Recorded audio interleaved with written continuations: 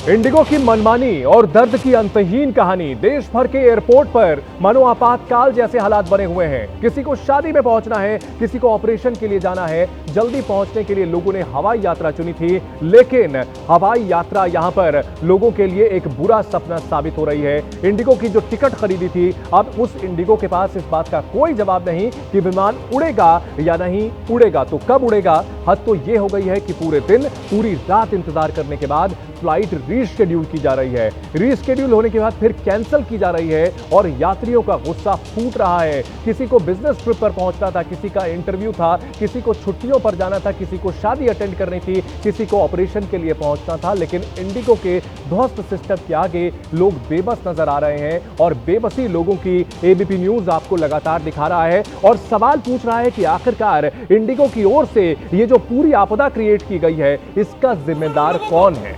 पीने के लिए तो मिलेगा, रह भी लेंगे भाई। On a serious note I was thinking, अभी जो आपने वीडियो देखा, अब किसी को इमरजेंसी हो, कहीं जाना हो, तो वो इंसान क्या करे।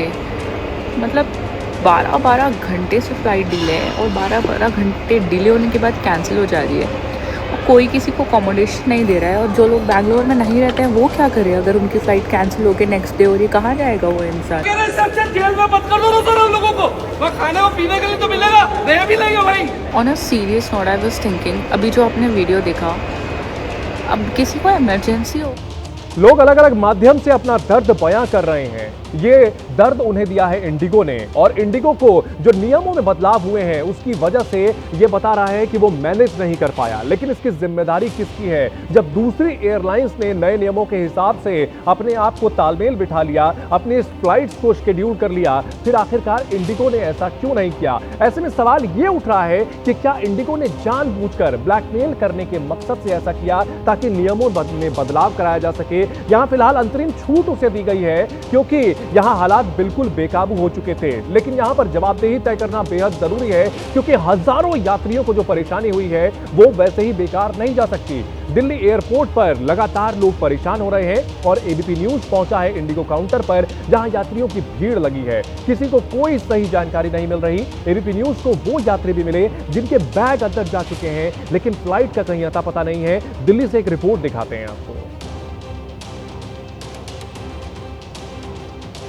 जो बड़ी हुई है, आप देखिए, ये इंडिगो का फिलहाल टिकटिंग सेंटर है जहां पर तमाम जो लोग हैं वो परेशान हैं।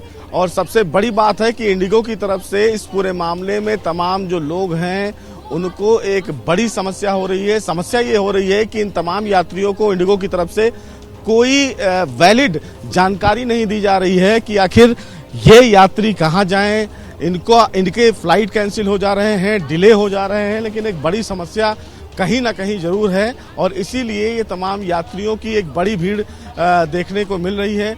वजह यह है कि जो यात्री हैं वो 2 से 3 दिनों तक लगातार इसी तरह एयरपोर्ट पर खड़े हैं और इनकी परेशानी जो लगातार है वो कहीं ना कहीं बढ़ी हुई है। और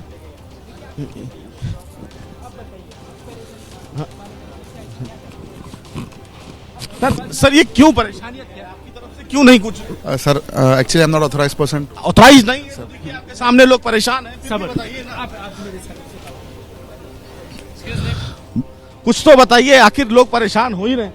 देखिए, सीधे तौर पर कहीं ना कहीं एक बड़ी परेशानी इन तमाम लोगों को है।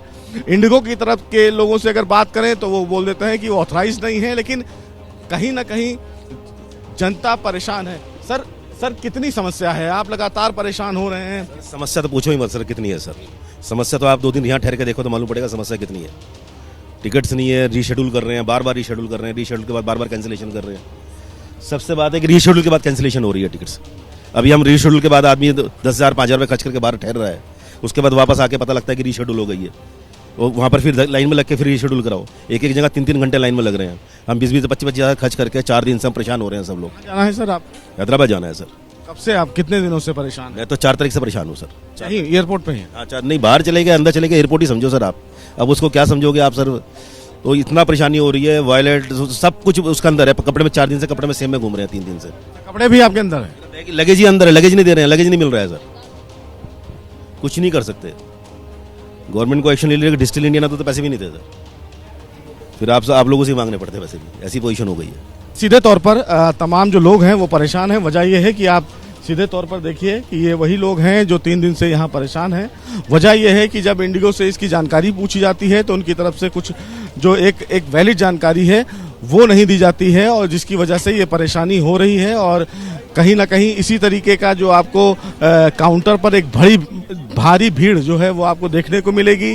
इंडिगो की तरफ से पूछा जाता है तो कोई जानकारी नहीं। भाई साहब क्या प्रॉब्लम बढ़ते जा रहा है, सॉल्व इसकी नहीं है, यही है इंडिगो इसका नाम है। जब प्रॉब्लम सॉल्व नहीं होगा तो इंडिगो का नाम क्या होता है? अब बताइए। कहाँ जा? मैं कलकत्ता जाने वाला। कब से परेशान?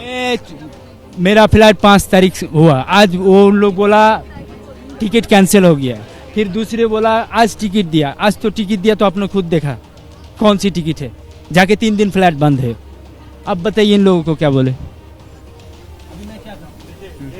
वो लोग हैं जो परेशान हैं जाने के लिए, इन्होंने पैसा दिया, एक्स्ट्रा पैसा दिया, लेकिन एक बड़ा सवाल जरूर है कि इस पूरे मामले को लेकर आखिर जवाबदेही किसकी है। इंडिगो की तरफ से कोई जानकारी नहीं दी जा रही है और जनता परेशान है। जनता ऐसे ही लाइन में लगी हुई है।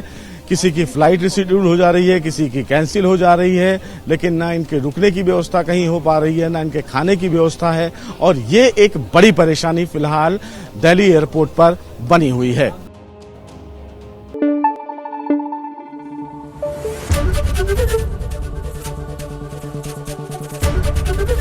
एबीपी न्यूज आपको रखे आगे।